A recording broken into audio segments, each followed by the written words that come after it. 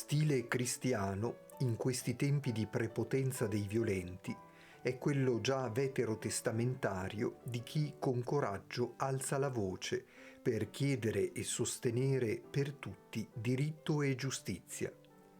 Stile cristiano è la non violenza, unica forza che può liberarci dalle tenebre incombenti.